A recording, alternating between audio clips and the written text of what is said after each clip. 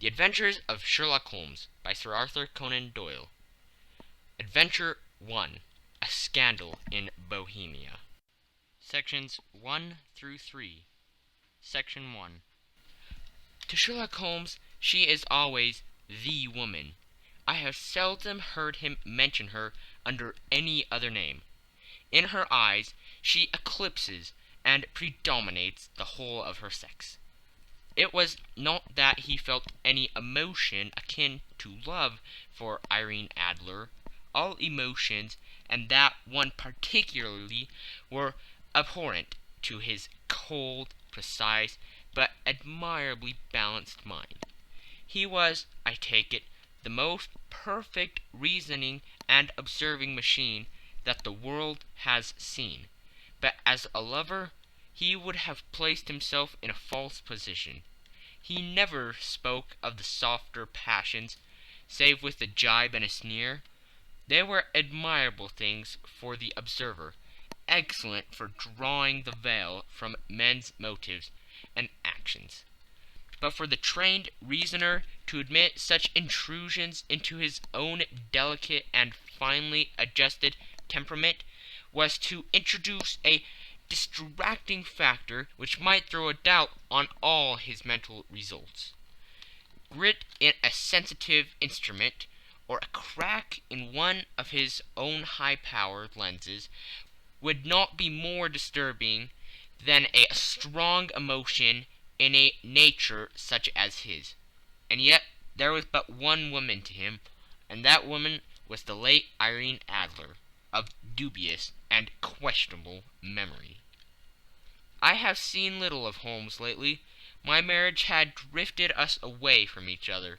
My own complete happiness and the home-centered interests which rise up around the man who first finds himself master of his own establishment were sufficient to absorb all my attentions, while Holmes, who loathed every form of society with his whole Bohemian soul, remained in our lodgings in Baker Street.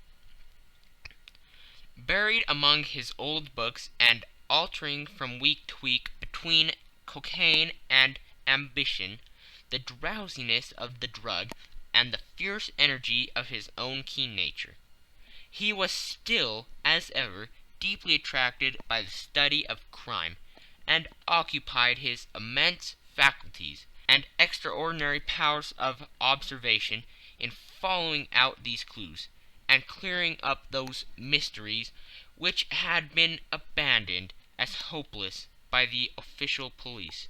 From time to time I heard some vague account of his doings, of his summons to Odessa in the case of the Trepoff murder, of his clearing up of the singular tragedy of the Atkinson brothers at Trincomalee, and finally of the mission which he had accomplished so delicately and successfully for the reigning family of Holland.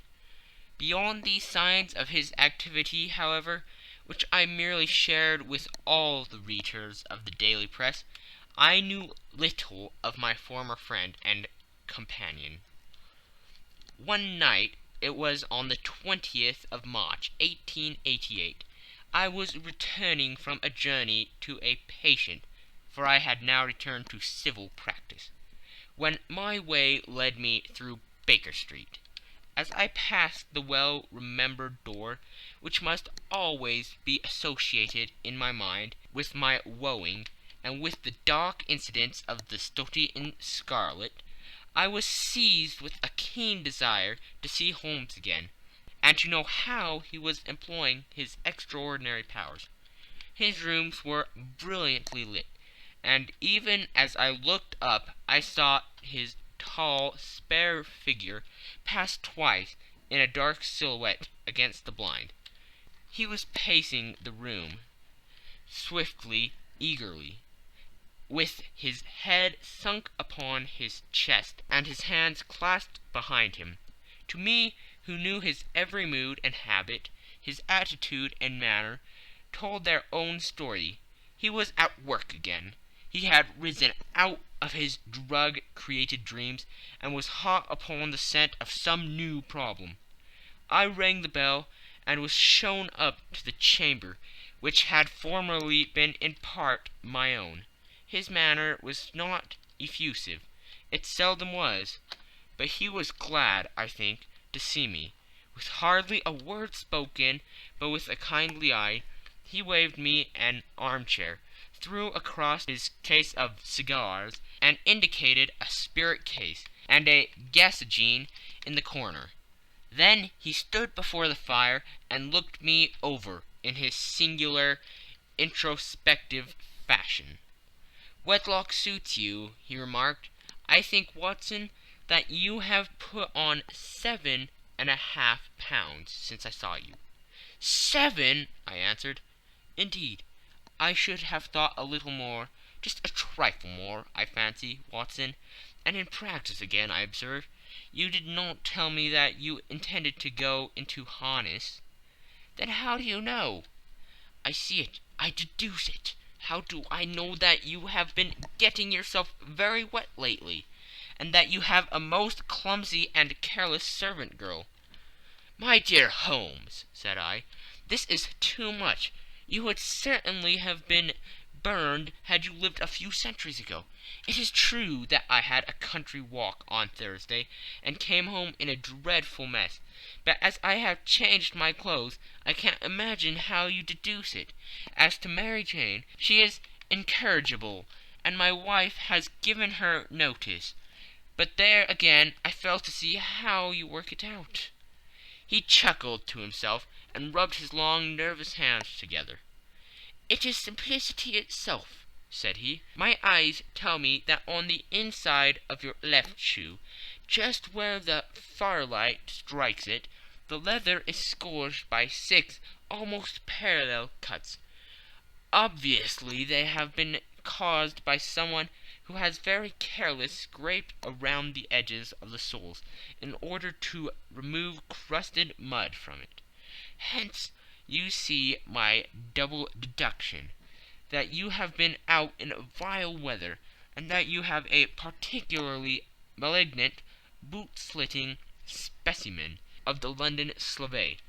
As to your practice, if a gentleman walks into my room smelling of iodine, with a black mark of nitrate of silver upon his right forefinger, and a budge on the right side of his top hat, to show where he has secreted his stethoscope, I must be dull indeed if I did not pronounce him to be an active member of the medical profession." I could not help laughing at the ease with which he examined his process of deduction. "When I hear you give your reasons," I remarked, "the thing always appears to me to be so ridiculously simple that I could easily do it myself, though at each successive instance of your reasoning I am baffled until you explain your process. And yet I believe that my eyes are as good as yours." "Quite so," he answered, lighting a cigarette, and throwing himself down into an armchair. "You see, but you do not observe. The distinction is clear. For example, you have frequently seen the steps which lead up from the hall to this room?" "Frequently." "How often?" "Well, some hundreds of times." "Then how many are there?" "How many? I don't know." "Quite so. You have not observed, and yet you have seen. That is just my point. Now I know that there are 17 steps, because I have both seen and observed. By the way, since you are interested in these little problems, and since you have been good enough to chronicle one or two of my trifling experiences, you may be interested in this." He threw over a sheet of thick, pink-tinted notepaper, which had been lying upon the table. "It came by the last post," said he. "Read it aloud." The note was undated, and without either signature or address. "There will call upon you tonight, at 7:45, it said. a gentleman who desires to consult you upon a matter of the very deepest moment. Your recent services to one of the royal houses of Europe have shown that you are one who may safely be trusted with matters which are of an importance which can hardly be exaggerated. This account of you will have from all quarters received, but in your chamber then at that hour, and do not take it amiss if your visitor wears a mask." "This is indeed a mystery," I remarked. "What do you imagine that it means?" "I have no data yet. It is a capital mistake to theorize before one has data. Insensibly one begins to twist facts to suit theories, instead of theories to suit facts. But the note itself, what do you deduce from it?" "I certainly examined the writing, and the paper upon which it was written." "The man who wrote it was presumably well-to-do," I remarked, endeavoring to imitate my companion's process. "Such paper could not be bought under half a crown a packet. It is peculiarly strong and stiff." "Peculiar, that is the very word," said Holmes. "It is not an English paper at all. Hold it up to the light." I did so, and saw a large E with a small g, a P and a large G with a small t woven into the texture of the paper. "What do you make of that?" asked Holmes. "The name of the maker, no doubt, or his monogram, rather." "Not at all. The G with a small t stands for Gesellschaft, which is German for company. It is a customary contraction like our CO. P, of course, stands for paper. Now for the EG. Let us glance at our continual gazetteer." He took down a heavy brown volume from his shelves. Eglots. Here we are. Egeria. It is in a German-speaking country in Bohemia, not far from Carlsbad, remarkably as being the scene of the death of Wallenstein, and for its numerous glass factories and paper mills. Ha, my boy, what do you make of that?" His eyes sparkled, and he sent up a great blue triumphant cloud from his cigarette. "The paper was made in Bohemia," I said. "Precisely. And the man who wrote the note is a German. Do you note the particular contraction of the sentence, 'This account of you we have from all quarters received'? A Frenchman or Russian could not have written that. It is the German who is so unconscious to his verbs. It only remains, therefore, to discover what is wanted by this German, who writes upon Bohemian paper and prefers wearing a mask to showing his face. And here he comes, if I am not mistaken, to resolve all our doubts." As he spoke, there was the sharp sound of horses' hoofs, and the grating wheels against the curb, followed by a sharp pull at the bell. Holmes whistled. "A pair by the sound," said he. "Yes," he continued, glancing out of the window, "a nice little Brahmin, and a pair of beauties, 150 guineas apiece. There's money in this case, Watson, if there is nothing else. I think that I had better go, Holmes." "Not a bit, Doctor. Stay where you are. I am lost without my Boswell, and that promises to be interesting. It would be a pity to miss it. But your client, never mind him. I may want your help, and so may he. Here he comes. Sit down in that armchair, Doctor, and give us your best attention." A slow and heavy step, which had been heard upon the stairs and in the passage, paused immediately outside the door. Then there was a loud and authoritative tap. "Come in," said Holmes. A man entered, who could hardly have been less than 6 feet 6 inches in height, with the chest and limbers of a Hercules. His dress was rich with a richness which would, in England, be looked upon as akin to bad taste. Heavy bands of astrakhan were slashed across the sleeves and fronts of his double-breasted coat, while the deep blue coat, which was thrown over his shoulders, was lined with flame-colored silk and secured at the neck with a brooch, which consisted of a single flaming beryl. Boots, which extended halfway up his calves, and which were trimmed at the tops with rich brown fur, completed the impression of barbaric opulence, which was suggested by the whole appearance. He carried a broad-brimmed hat in his hand, while he wore across the upper part of his face, extending down past the cheekbones, a black visored mask, which he had apparently adjusted that very moment, for his hand was still raised to it as he entered.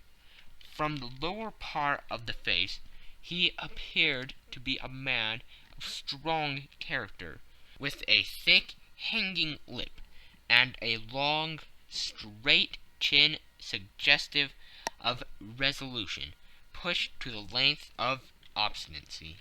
"You had my note?" he asked, with a deep, harsh voice, and a strongly marked German accent. "I told you that I would call." He looked from one to the other of us, as if uncertain which to address. "Pray take a seat," said Holmes. "This is my friend and colleague, Dr. Watson, who is occasionally good enough to help me in my cases. Whom have I the honor to address?" "You may address me as Count von Kramm, a Bohemian nobleman. I understand that this gentleman, your friend, is a man of honor and discretion, whom I may trust with a matter of the most extreme importance. If not, I should much prefer to communicate with you alone." I rose to go, but Holmes caught me by the wrist and pushed me back into my chair. "It is both or none," said he.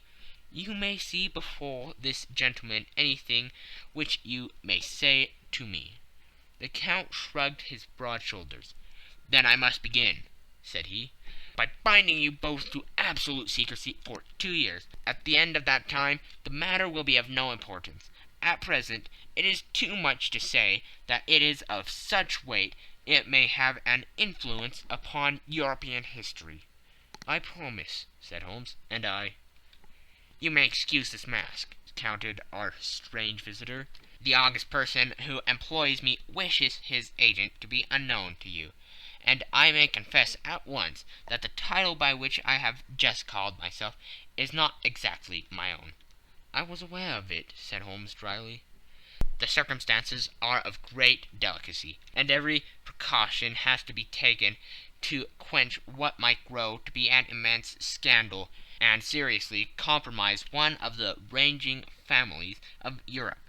To speak plainly, the matter implicates the great house of Austrian hereditary kings of Bohemia." "I was also aware of that," murmured Holmes, setting himself down in his armchair, closing his eyes. Our visitor glanced with some apparent surprise at the rigid, longing figure of the man, who had been no doubt depicted to him as the most insensate reasoner and most energetic agent in Europe. Holmes slowly reopened his eyes and looked impatiently at his gigantic client. "If your Majesty would condescend to state your case," he remarked, "I should be better able to advise you." The man sprang from his chair and paced up and down the room in uncontrollable agitation. Then, with a gesture of desperation, he tore the mask from his face and hurled it upon the ground. "You are right!" he cried. "I am the king. Why should I attempt to conceal it?" "Why, indeed?" murmured Holmes. "Your Majesty had not spoken before. I was aware that I was addressing William Gottrich Sigmund von Armstrong, Grand Duke of Castle Flatzin and hereditary King of Bohemia. But you can understand, said our strange visitor, sitting down once more and passing his hand over his high white forehead. You can understand that I am not accustomed to doing such business in my own person, that I could not confide it to an agent without putting myself in his power. I have come incognito from Prague, from the purpose of consulting you. Then pray consult, said Holmes, shutting his eyes once more. The facts are briefly these. Some 5 years ago, during a lengthy visit to Warsaw, I made the acquaintance of the well-known adventuress Irene Adler. The name is no doubt familiar to you. Kindly look her up in my index, Doctor, murmured Holmes, without opening his eyes. For many years he had adopted a system of docking all paragraphs concerning men and things, so that it was difficult to name a subject or a person on which he could not at once furnish information. In this case I found her biography sandwiched in between that of Hebrew rabbi and that of staff commander, who had written a monograph upon the deep-sea fishes. Let me see, said Holmes. Born in New Jersey in the year 1858. Contrito. Let Scala. Prima donna Imperial Opera of Warsaw. Yes! Retired from the operatic stage. Ha! Living in London. Quite so, Your Majesty. As I understand, become entangled with this young person, wrote her some comprising letters, and is now desirous of getting these letters back. Precisely so. But how? Was there a secret marriage? None. No legal papers or certificates? None. Then I failed to follow Your Majesty. If this young person should produce her letters from blackmailing or other purposes, how is she to prove their authenticity? There is writing. Pooh, forgery. My private notepaper, stolen. My own seal, imitated. My photograph, bought. We were both in the photograph. Oh dear, that is very bad. Your Majesty has indeed committed an indiscretion. I was mad, insane. You have compromised yourself seriously. I was only Crown Prince then.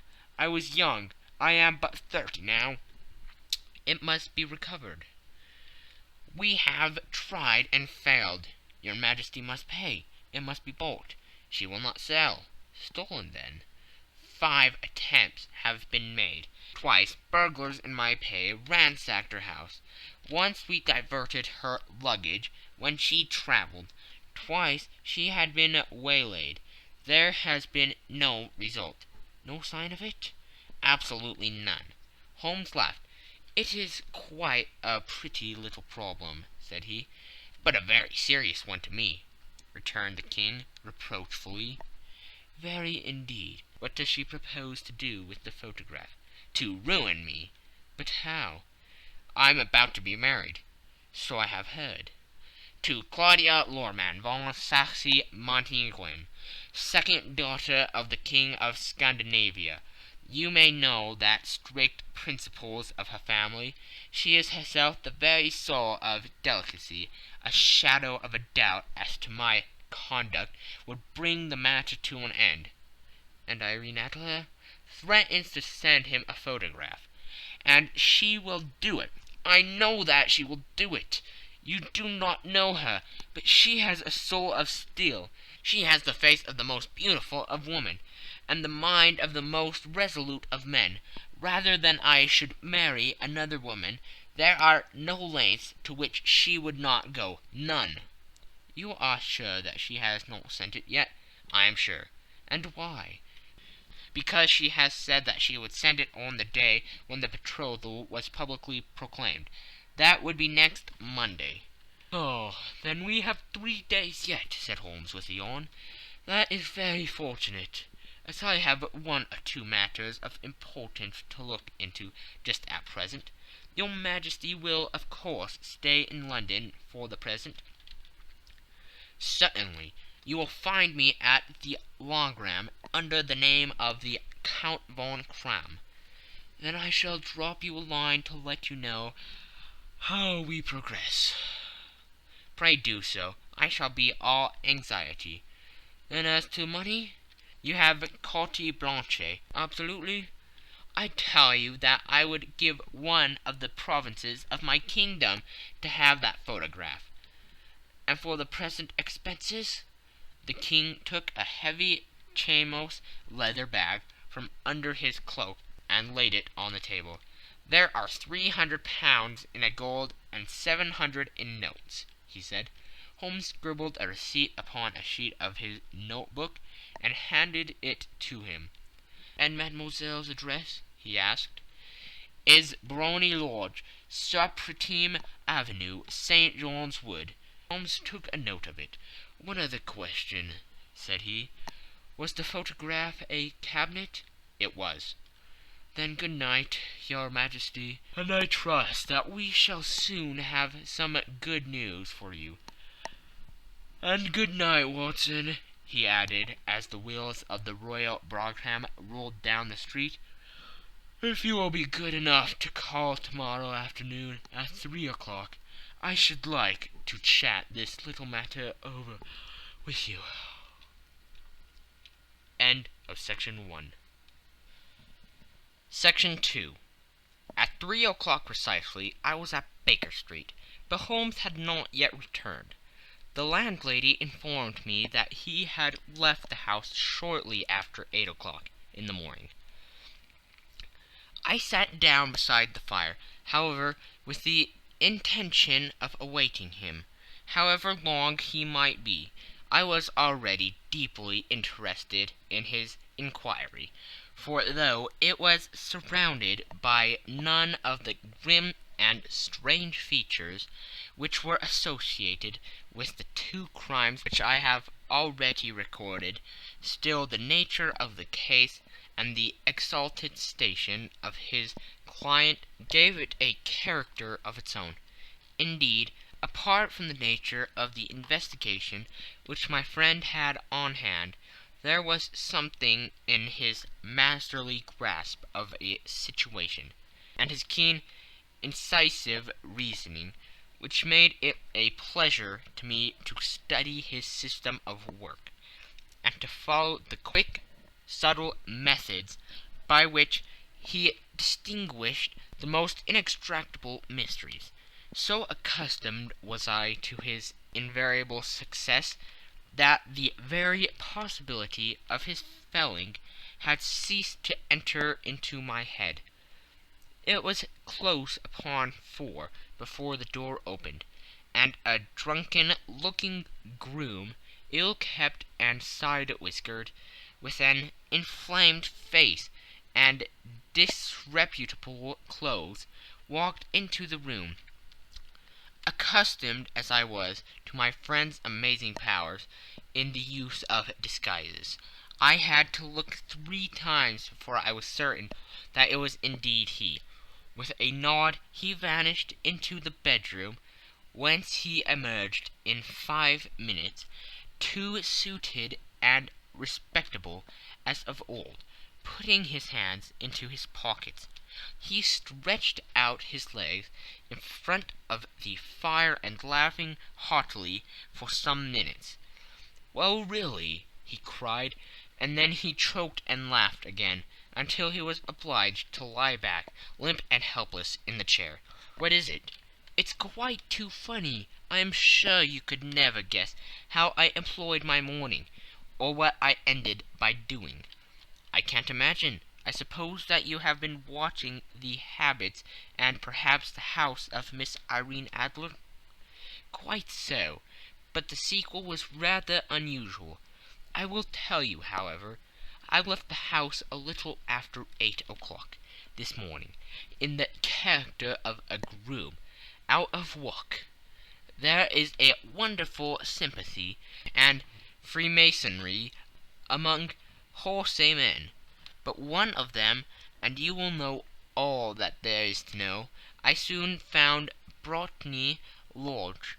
It is a bijou villa, with a garden at the back, but built on it right up to the road, 2 stories, Chubb lock to the door, large sitting room on the right side, well furnished with long windows almost to the floor, and those prosperous English window fasteners which a child could open. Behind there was nothing remarkable, save the passage window could be reached from the top of the courtyard. I walked round it and examined it closely from every point of view, but without nothing anything else of interest.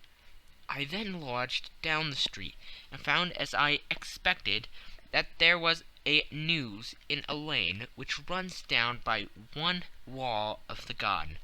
I went the ostlers a hand in rubbing down their houses, and received in exchange 2 pence, a glass of half and half, 2 fills of shag tobacco, and as much information as I could desire about Miss Adler, to say nothing of half a dozen other people in the neighborhood, in whom I was not in the least interested, but whose biographies I was compelled to listen to.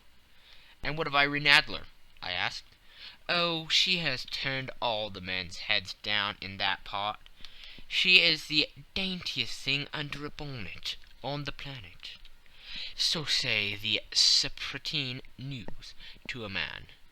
She lives quietly, sings at concerts, drives out at 5 every day, and returns at 7 sharp for dinner. Seldom goes out at other times, except when she sings. Has only 1 male visitor, but a good deal of him. He is dark, handsome, and dashing. Never calls less than once a day, and often twice. He is Mr. Godfrey Norton of the Inner Temple. See the advantages of a cabman as a confidant. They have driven him home a dozen of times from Serpentine Mews, and knew all about him. When I had listened to all they had to tell, I began to walk up and down near Briony Lodge once more, and to think over my plan of campaign. This Godfrey Norton was evidently an important factor in the matter. He was a lawyer. That sounded ominous. What was the relation between them, and what the object of his repeated visits? Was she his client, his friend, or his mistress? If the former, she had probably transferred the photograph to his keeping. If the latter, it was less likely on the issue of this question deepened whether I should continue my work at Briony Lodge, or turn my attention to the gentleman's chambers in the Temple. It was a delicate point, and it wanted the field of my inquiry. I fear that I bore you with these details, but I have to let you see my little difficulties, if you are to understand the situation. "I am following you closely," I answered. I was still balancing the matter in my mind, when a hansom cab drove up to Briony Lodge, and a gentleman sprang out. He was a remarkably handsome man, dark, aquiline, and mustached, evidently the man of whom I have heard. He appeared to be in a great hurry, shouted to the cabman to wait, and brushed past the maid, who opened the door with the air of a man who was thoroughly at home. He was in the house about half an hour, and I could catch glimpses of him in the windows of the sitting-room, pacing up and down, talking excitedly, and waving his arms. Of her I could see nothing. Presently he emerged, looking even more flurried than before. As he stepped up into the cab, he pulled a gold watch from his pocket and looked at it earnestly. "Drive like the devil!" he shouted. "First to Gross and Humphrey's in Regent Street, and then to the Church of St. Monica in Edgware Road. Half a guinea if you do it in 20 minutes." Away they went, and I was just wondering whether I should not do well to follow them, when up the lane came a neat little landau, the coachman with his coat only half buttoned, and his tie under his ear, while all the tags of his harness were sticking out of the buckles. It hadn't pulled up before she shot out of the hall door and into it. I only caught a glimpse of her at the moment, but she was a lovely woman, with a face that a man might die for. "The Church of St. Monica, John," she cried, "and half a sovereign if you reach it in 20 minutes." This was quite too good to lose, Watson. I was just balancing whether I should run for it, or whether I should perch behind her landau, when a cab came through the street. The driver looked twice at such a shabby fare, but I jumped in before he could object. "The Church of St. Monica," said I, "and half a sovereign if you reach it in 20 minutes." It was 25 minutes to 12, and of course it was clear enough what was in the wind. My cabby drove fast. I don't think I ever drove faster, but the others were there before us, the cab and the landau, with their steaming horses, were in front of the door. When I arrived, I paid the man and hurried into the church. There was not a soul there, save the two whom I had followed, and a surpliced clergyman, who seemed to be expostulating with them. They were all three standing in a knot in front of the altar. I longed up the side aisle like any other idler who has dropped into a church. Suddenly, to my surprise, the three at the altar faced round to me, and Godfrey Norton came running as hard as he could toward me. "Hank," he cried, "you'll do. Come, come." "What then?" I asked. "Come, man, come only 3 minutes, or it won't be legal." I was half dragged up to the altar, and before I knew where I was, I found myself mumbling responses which were whispered in my ear, and vouching for things of which I knew nothing, and generally assisting in the secure tying up of Irene Adler, spinster, to Godfrey Norton, bachelor. It was all done in an instant, and there was the gentleman thanking me on the one side and the lady on the other, while the clergyman beamed on me in front. It was the most preposterous position in which I ever found in my life, and it was the thought of it that startled me into laughing just now. It seems that there had been some informality about their license, that the clergyman absolutely refused to marry them without a witness of some sort, and that my lucky appearance saved the bridegroom from having to sally out into the street in search of a best man. The bride gave me a sovereign, and I mean to wear it on my watch chain in memory of the occasion. "That is a very unexpected turn of affairs," said I. "And what then?" "Well, I found my plans very seriously menaced. It looked as if the pair might take an immediate departure, and so necessity very prompt and energetic measures on my part.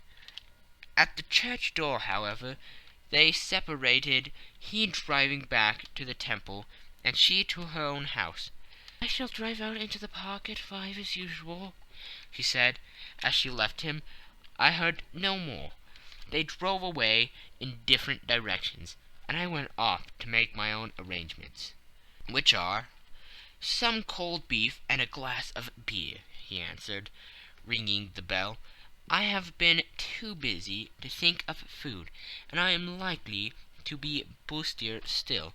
this evening. By the way, Doctor, I shall want your cooperation." "I shall be delighted." "You don't mind breaking the law?" "Not in the least." "Nor running a chance of arrest?" "Not in a good cause." "Oh, the case is excellent." "Then I am your man." "I was sure that I might rely on you." "But what do you wish?" "When Miss Turner has brought in the tray, I will make it clear to you now," he said, as he turned hungrily on the simple fare that our landlady had provided. "I must discuss it while I eat, for I have not much time. It is nearly 5 now. In 2 hours we must be on the scene of action. Miss Irene, or Madame, rather, returns from her drive at 7. We must be at Briony Lodge to meet her." "And what then?" "You leave that to me. I have already arranged what is to occur. There's only one point on which I must insist. You must not interfere, come what may. You understand?" "I'm to be neutral?" "To do nothing whatever. There will probably be some small unpleasantness. Do not join in it. It will end in my being conveyed into the house. 4 or 5 minutes afterwards the sitting-room window will be open. You are to station yourself close to that open window. Yes, you are to watch me, for I have been visible to you. Yes, when I raise my hand, so, you will throw into the room what I give you to throw, and will at the same time raise the cry of 'Fire!' You quite follow me?" "Entirely." "It is nothing more formidable," he said, taking a long cigar-shaped roll from his pocket. "It is an ordinary plumber's smoke rocket, fitted with a cap at either end, to make it self-lighting. Your task is confined to that. When you raise your cry of 'Fire!' it will be taken up by quite a number of people. You may then walk to the end of the street, and I will rejoin you in 10 minutes. I hope that I have made myself clear. I am to remain neutral, to get near the window, to watch you, and at your signal to throw this object, then to raise the cry of 'Fire!' and to wait you at the corner of the street." "Precisely." "Then you may entirely rely on me?" "That is excellent. I think, perhaps, it is almost time that I prepare for the new role I have to play." He disappeared into his bedroom, and returned in a few minutes, in the character of an amiable and simple-minded nonconformist clergyman. His broad black hat, his baggy trousers, his white tie, his sympathetic smile, and general look of peering and benevolent curiosity were such as Mr. John Hare alone could have equalled. It is not merely that Holmes changed his costume. His expression, his manner, his very soul seemed to vary every fresh part that he assumed. The stage lost a fine actor, even as science lost an acute reasoner when he became a specialist in crime. It was 6:15 when we left Baker Street, and it still wanted 10 minutes to the hour, when we found ourselves in Serpentine Avenue. It was already dusk, and the lamps were just being lighted as we paced up and down in front of Briony Lodge, waiting for the coming of its occupant. The house was just such as I had pictured it from Sherlock Holmes's succinct description, but the locale appeared to be less private than I expected. On the contrary, for a small street in a quiet neighborhood, it was remarkably animated. There was a group of shabbily dressed men smoking and laughing in a corner. A scissors grinder, with his wheel, two guardsmen who were flirting with a nurse girl, and several well-dressed young men who were laughing up and down with cigars in their mouths. "You see," remarked Holmes, as we passed to and fro in front of the house, "this marriage rather simplifies matters. The photograph becomes a double-edged weapon now.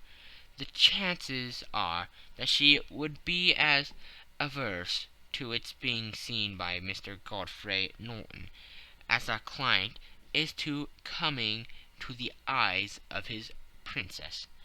Now the question is, where are we to find the photograph?" "Where indeed?" "It is most unlikely that she carries it about with her. It is cabinet size, too large for easy concealment about a woman's dress. She knows that the king is capable of having her waylaid and searched. 2 attempts of the sort have already been made. We may take it, then, that she does not carry it about with her." "Where, then?" "Her banker or her lawyer. There is that double possibility, but I am inclined to think neither. Women are naturally secretive, and they like to do their own secreting. Why should she have it over to anyone else? She could trust her own guardsmanship, but she could not tell what indirect or political influence might be brought to bear upon a businessman. Besides, remember that she had resolved to use it within a few days. It must be where she can lay her hands upon it. It must be in her own house." "But it has twice been burgled." "Pshaw! They did not know how to look." "But how will you look?" "I will not look." "What then?" "I will get her to show me." "But she will refuse." "She will not be able to. But I hear the rumble of wheels. It is her carriage. Now carry out my orders to the letter." As he spoke, the gleam of the sidelights of a carriage came round the curve of the avenue. It was a smart little landau, which rattled up to the door of Bohemia Lodge. As it pulled up, one of the loafing's men at that corner dashed forward to open the door, in the hope of earning a copper, but was elbowed away by another loafer, who had rushed up with the same intention. A fierce quarrel broke out, which was increased by the 2 guardsmen, who took sides with one of the longers, and by the scissors grinder, who was equally hot upon the other side. A blow was struck, and in an instant the lady, who had stepped from her carriage, was the centre of a little knot of flourish and struggling men, who struck savagely at each other with their fists and sticks. Holmes dashed into the crowd to protect the lady, but just as he reached her he gave a cry and dropped to the ground, with the blood running freely down his face. At his fall the guardsmen took their heels in one direction, and the longers in the other, while a number of better dressed people, who had watched the suffice without taking part in it, crowded in to help the lady and to attend to the injured man. Irene Adler, as I will still call her, had hurried up the steps, but she stood at the top with her superb figure outlined against the lights of the hall, looking back into the street. "Is the poor gentleman much hurt?" she asked. "He is dead," cried several voices. "No, no, there's life in him," shouted another, "but he'll be gone before you can get him to hospital." "He's a brave fellow," said a woman. "They would have got the lady's purse and watch if it hadn't been for him. They were a gang, and a rough one, too. Ah, he's breathing now." "He can't lie here in the streets. May we bring him in, marm?" "Surely bring him into the sitting-room. There's a comfortable sofa. This way, please." Slowly and solemnly he was borne into the Brimary Lodge, and laid into the principal room, while I still observed the proceedings from my post by the window. The lamps had been lit, but the blinds had been drawn so that I could see Holmes as he lay upon the couch. I do not know whether he was seized with compunction at that moment for the part he was playing, but I know that I never felt more heartily ashamed of myself in my life than when I saw the beautiful creature against whom I was conspiring, or the grace and kindliness with which she waited upon the injured man. And yet it would be the blackest treachery to Holmes to draw back now from the part which he had entrusted to me. I hardened my heart, and took the smoke rocket from under my ulster. After all, I thought, we are not injuring her. We are but preventing her from injuring another. Holmes had sat up upon the couch, and I saw him mention like a man who's in need of air. A maid rushed across the threshold, opened the window. At the same instant I saw him raise his hand, and at the signal I tossed my rocket into the room, with a cry of "Fire!" The word was no sooner out of my mouth than the whole crowd of spectators, well dressed and ill, gentlemen, ulsters, and servant-maids, joined in the general shriek of "Fire!" Thick clouds of smoke curled through the room, and out those open windows. I caught a glimpse of rushing fingers, and a moment later the voice of Holmes from within, assuring them that it was a false alarm. Slipping through the shouting crowd, I made my way to the corner of the street, and in 10 minutes was rejoiced to find my friend's arm in mine, and to get away from the scene of uproar.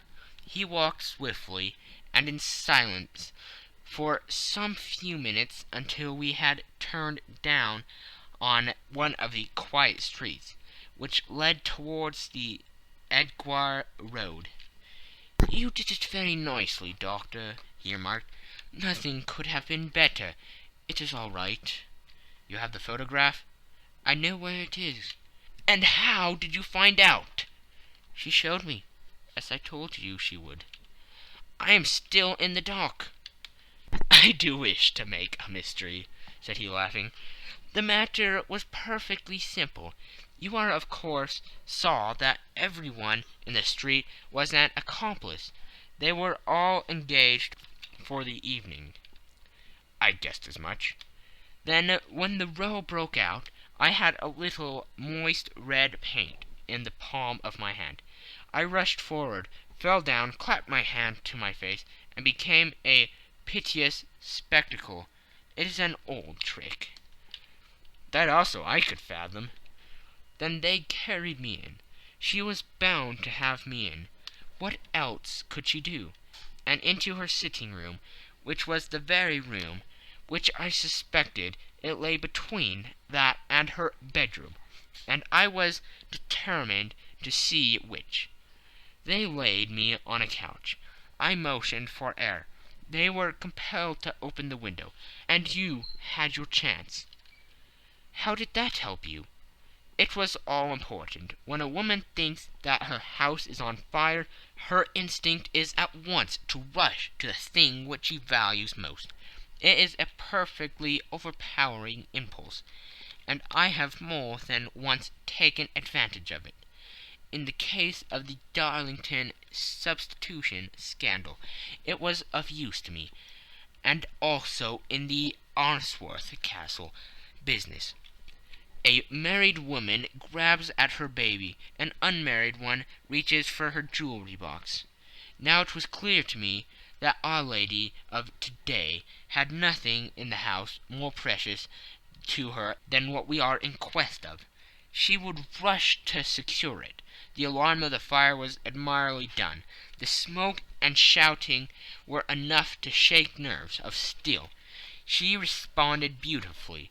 The photograph is in a recused behind a sliding panel just above the right bell pull. She was there in an instant, and I caught a glimpse of it as she half drew it out.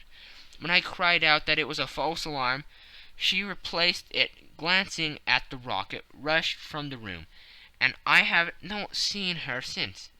I rose, and making my excuses, escaped from the house.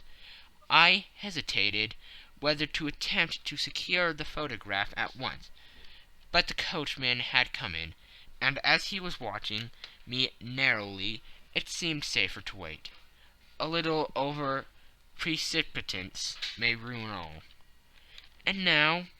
I asked. "Our quest is practically finished. I shall call with the king tomorrow, and with you, if you care to come with us. We will be showed into the sitting room to wait for the lady. But it is probable that when she comes she may find neither us nor the photograph. It might be a satisfaction to his Majesty to regain it with his own hands." "And when will you call?" "At 8 in the morning. She will not be up, so that we shall have a clear field. Besides, we must be prompt, for this marriage may mean a complete change in her life and habits. I must wire to the king without delay." We had reached Baker Street, and had stopped at the door. He was searching his pockets for the key, when someone passing said, "Good night, Mr. Sherlock Holmes." There were several people on the pavement at the time, but the greeting appeared to come from a slim youth in an ulster who had hurried by. "I've heard that voice before," said Holmes, starting down the dimly lit street. "Now I wonder who the deuce that could have been." End of Section 2. Section 3. I slept at Baker Street that night, and we were engaged upon our toast and coffee in the morning, when the King of Bohemia rushed into the room. "You have really got it?" he cried, grasping Sherlock Holmes by either shoulder, or looking eagerly into his face. "Not yet." "But you have hopes?" "I have hopes." "Then come. I am all impatience to be gone." "We must have a cab." "No, my brougham is waiting." "Then that will simplify matters." We descended, and started off at once more for Bombay Lodge. "Irene Adler is married," remarked Holmes. "Married? When?" "Yesterday." "But to whom?" "To an English lawyer named Norton." "But she could not love him." "I am in hopes that she does." "And why in hopes?" "Because it would spare your Majesty all fear of future annoyance. If the lady loves her husband, she does not love your Majesty. If she does not love your Majesty, then there is no reason why she should interfere with your Majesty's plan." "It is true, and yet, well, I wish she had been of my own station. What a queen she would have made." He relapsed into a mood silence, which was not broken until we drew up in Serpentine Avenue. The door of Brimary Lodge was open, and an elderly woman stood up the steps. She watched us with a sardonic eye as we stepped from the brougham. "Mr. Sherlock Holmes, I believe," said she. "I am Mr. Holmes," answered my companion, looking at her with a questioning and rather startled gaze. "Indeed, my mistress told me that you were likely to call. She left this morning with her husband by the 5:15 train from Charing Cross for the Continent." "What?" Sherlock Holmes staggered back with the charge and surprise. "Do you mean that she has left England?" "Never to return." "And the papers?" asked the king hoarsely. "All is lost." "We shall see." He pushed past the servant and rushed into the drawing-room, followed by the king and myself. The furniture was scattered about in every direction, with the dismantled shelves and open drawers, as if the lady had hurriedly ransacked them before her flight. Holmes rushed at the bell-pull, tore back a small sliding shutter, and plunging in his hand, pulled out a photograph and a letter. The photograph was of Irene Adler herself, in evening dress. The letter was superseded to Sherlock Holmes, ESQ, to be left till called for. My friend tore it open, and we all three read it together. It was dated midnight of the preceding night, and ran in this way. My dear Mr. Sherlock Holmes, you really did it well. You took me in completely. Until after the alarm of fire I had not a suspicion. But then, when I found how I had betrayed myself, I began to think. I had been warned against you months ago. I had been told that if the king employed an agent, it would certainly be you, and your address had been given me. Yet, with all this, you made me reveal what you wanted to know. Even after I became suspicious, I found it to think evil of such a dear, kind old clergyman. But you know I have been trained as an actress myself. Male costume is nothing new to me. I often take advantage of the freedom which it gives. I sent John the coachman to watch you, ran upstairs, got into my walking clothes, as I call them, and came down just as you departed. Well, I followed you to your door, and so made sure that I was really an object of interest to the celebrated Mr. Sherlock Holmes. Then I rather imprudently wished you good night, and started for the Temple to see my husband. We thought the best resource was flight, when we pursued by so formidable an antagonist. So you will find the nest empty when you call tomorrow. As to the photograph, your client may rest in peace. I love and am loved by a better man than he. The king may do what he will without hindrance from one who he has cruelly wronged. I keep it only to safeguard myself, and to preserve a weapon which will always secure me from any steps which he might take in the future. I leave a photograph which he might care to possess, and I remain, dear Mr. Sherlock Holmes, very truly yours, Irene Norton, née Adler. "What a woman! Oh, what a woman!" cried the King of Bohemia, when we had all three read this epistle. "Did I not tell you how quick and resolute she was? Would she not have made an admirable queen? Is it not a pity that she was not on my level?" "From what I have seen of the lady, she seems indeed to be on a very different level to you, Majesty," said Holmes coldly. "I am sorry that I have not been able to bring your Majesty's business to a more successful conclusion." "On the contrary, my dear sir," cried the King, "nothing could be more successful. I know that her word is inviolate. The photograph is now as safe as if it were in the fire." "I am glad to hear your Majesty say so." "I am immensely indebted to you. Pray tell me in what way I can reward you. This ring—" He slipped an emerald snake ring from his finger and held it out upon the palm of his hand. "Your Majesty has something which I should value even more highly," said Holmes. "You have but to name it. The photograph." The King stared at him in amazement. "Irene's photograph!" he cried. "Certainly, if you wish it." "I thank your Majesty. Then there is no more to be done in the matter. I have the honor to wish you very good morning." He bowed and turned away without observing the hand which the King had stretched out to him. He set off in my company for his chambers. And that was how a great scandal threatened to affect the kingdom of Bohemia, and how the best plans of Mr. Sherlock Holmes were beaten by a woman's wit. He used to make merry over the cleverness of women, but I have not heard him do it of late. And when he speaks of Irene Adler, or when he refers to her photograph, it is always under the honorable title of the woman. End of section 3. End of the scandal